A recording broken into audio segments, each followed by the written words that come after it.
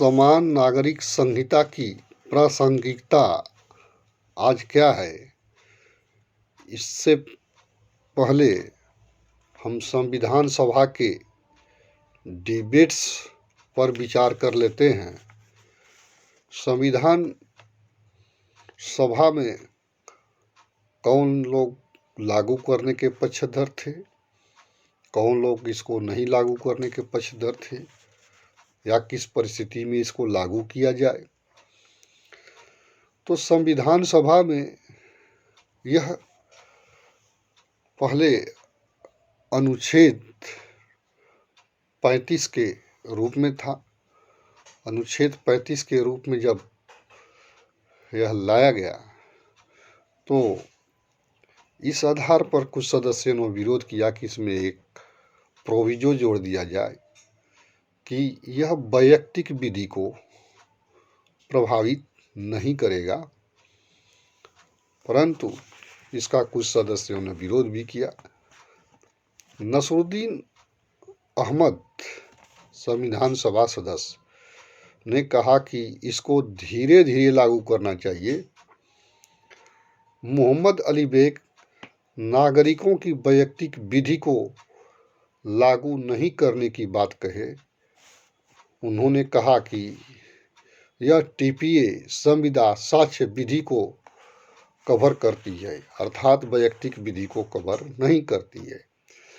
मोहम्मद इस्माइल किसी समूह या समुदाय जिसकी वैयक्तिक विधियां हैं वह उसे छोड़ने के लिए बाध्य नहीं होगा। बी पाकिर साहब ने कहा था कि मोहम्मद इस्माइल को समर्थन तो हम कर रहे हैं, परंतु यह अनुच्छेद 19 का विरोधी है। मोहम्मद हुसैन इमाम संविधान सभा सदस्य ने कहा था कि देश के पिछड़ेपन, विभिन्न संस्कृति, भौगोलिक विविधता के आधार पर वर्तमान में लागू करने का समय नहीं है।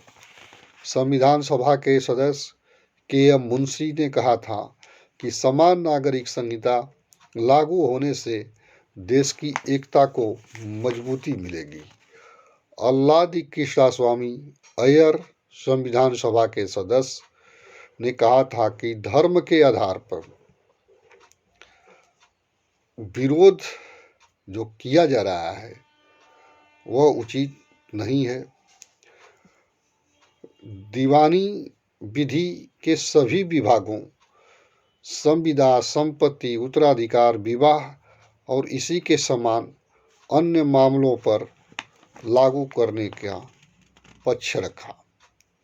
डॉक्टर भीमराव अंबेडकर ने 2 आधारों पर इसे लागू करने की बात कहा।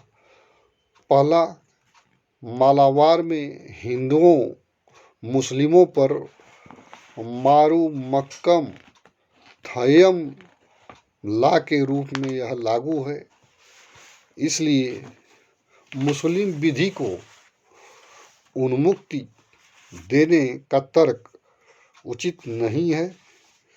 इसी प्रकार डॉक्टर भीमराव अंबेडकर ने दूसरा तर्क यह दिया था कि यह शरीयत एक्ट 1937 की तरह बाध्यकारी नहीं है।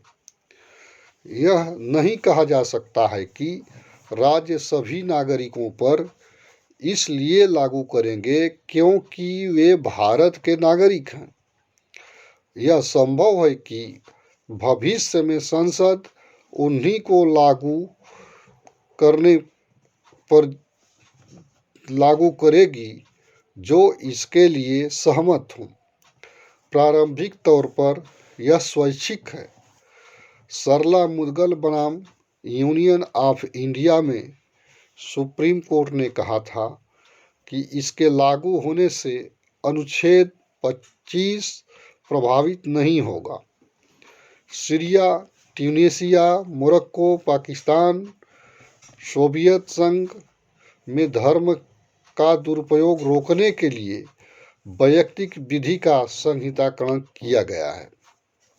जान वाला मत्तम बनाम यूनियन ऑफ इंडिया 2003 के केस में सुप्रीम कोर्ट ने कहा कि धर्म सामाजिक और वैयक्तिक विधि से पृथक है। विवाह उत्तराधिकार अनुच्छेद 25 के अंतर्गत नहीं आता है। गोवा में 1962 से यह लागू है। अब प्रश्न ये है कि क्या वर्तमान में इसे भारत में लागू किया जाए। सबसे पहले तो ये है कि अनुच्छेद 44 नीति निर्देशक तत्वों के अध्याय में रखा गया है, इसलिए न्यायालय द्वारा यह प्रवर्तनीय नहीं किया जा सकता है। न्यायालय केवल निर्देश दे सकता है और यह बाध्यकारी नहीं है। भारत में विभिन्न कला, संस्कृतियाँ, रीति रिवाज और कस्टमरी लॉ तथा भौगोलिक परिस्थितियाँ भी अलग अलग हैं, तो इसका भी ध्यान रखना चाहिए। सभी मर्जों के लिए एक दवा देना उचित नहीं है, क्योंकि भारत की परिस्थिति सब देशों से अलग है। जहाँ तक कस्टमरी लॉ का सवाल है, प्रथागत विधि का सवाल है, तो इसको भी बिल्कुल उपेक्षित नहीं किया जा सकता है। अगर प्रथागत विधि अनैतिक नहीं है, उससे समाज का कोई हित प्रभावित नहीं हो रहा है, तो इसको अगर जिस समाज में यह लागू है और उस लोगों की राय है कि यह लागू रहना चाहिए, तो इसको लागू रहने देना चाहिए। ब्रिटेन विश्व का पहला ऐसा देश है जहाँ का संविधान आज तक लिखा नहीं गया, केवल कस्टम अर्थात कन्वेंशन के आधार पर